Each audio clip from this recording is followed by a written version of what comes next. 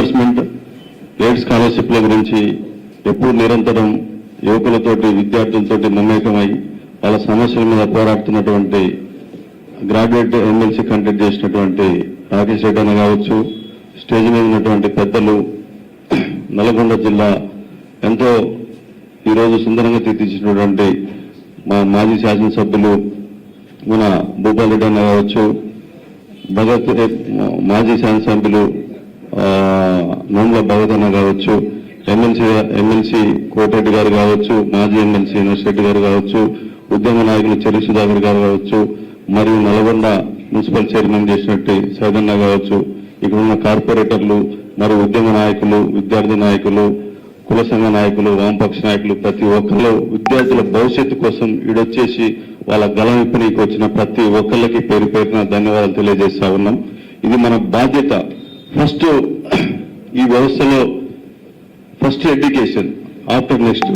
ఇక్కడ మనందరం ఈ పొజిషన్లో కూర్చున్నామంటే మన ముఖ్య కారణం మనందరం అప్పుడు కష్టపడి చదువుకోవటం, ఆ స్కాలర్షిప్లు కావచ్చు, అప్పుడు ప్రభుత్వాలు కావచ్చు, అప్పుడు ఏ ప్రభుత్వం ఉండని, అది ఏ ప్రభుత్వమైనా ఏ రాజకీయమైనా ఉండని, కానీ విద్యార్థుల భవిష్యత్తు ఫస్ట్ నిర్ణయించబడాలి. ఆ రోజు మనం చదువుకున్నాం కాబట్టి ఈ రోజు మనం మాట్లాడగలుగుతున్నాం. ఈ రోజు ఈ దేశం మొత్తం అభివృద్ధి చెందుతుందంటేనే కేవలం విద్యార్థులు చదువుకొని ముందుకు రావటం వల్ల. ఈ రోజు నేను కూడా ఒక అగ్రికల్చర్ యూనివర్సిటీలో అదే స్కాలర్షిప్ లో చదువుకుని అగ్రికల్చర్ బీఎస్సీ ఆచార్య ఇంజనీరింగ్ అగ్రికల్చర్ యూనివర్సిటీలో కంప్లీట్ చేసుకోవడం జరిగింది, కేవలం స్కాలర్షిప్ మీదనే. కాబట్టి ఈ రోజు ఇక్కడ కూర్చొని అదృష్టం నాకు వచ్చింది. కాబట్టి విద్యార్థుల భవిష్యత్తు ఆడుకోవద్దు.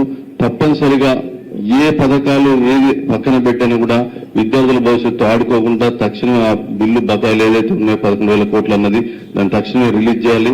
దానివల్ల విద్యార్థులు కావచ్చు, విద్యార్థుల తల్లిదండ్రులు కావచ్చు ఎంతో గోసపడతా ఉన్నారు. ముఖ్యంగా మన ముఖ్యమంత్రి రేవంత్ రెడ్డి గారు, ఆయన చాలా బిజీగా ఉంటాడు, దావోసు పోతాడు, లక్షల కోట్లు అంటాడు, 1 కోటి రూపాయలు కూడా రావు ఇక్కడికి. ఎంతో మందికి ఎంప్లాయ్మెంట్ అంటారు, ఒక్కళ్ళకి ఎంప్లాయ్మెంట్ రాదు ఇక్కడికి. అందాల పోటీలు అని పెడతారు, దానివల్ల 10 రూపాయలు కూడా ఉపయోగం ఉండదు, వాళ్ళు ఎంజాయ్ చేయనికే. ఇలా ఎన్నో వృధా ప్రయాస కార్యక్రమాలు చేసుకుంటూ పబ్బం గడుపుకుంటూ పోతున్నారు. అదేదో అతనికి చేత కాకపోతే అది 4-5 పోర్ట్ఫోలియోలు పెట్టుకున్నారు. చేత కాకపోతే ఆయన బిజీగా ఉంటే ఎవరన్నా కాంగ్రెస్ పార్టీలో ఎవరన్నా చదువుకున్న వాళ్ళు, హైయర్ ఎడ్యుకేట్స్ ఉన్న వాళ్ళు ఉంటే అదేదో ఆ విద్యా వ్యవస్థ వాళ్ళకి అప్పచెప్తే వాళ్ళు ఆ పని కొంచెమైనా దీన్ని దృష్టి పెడతారు.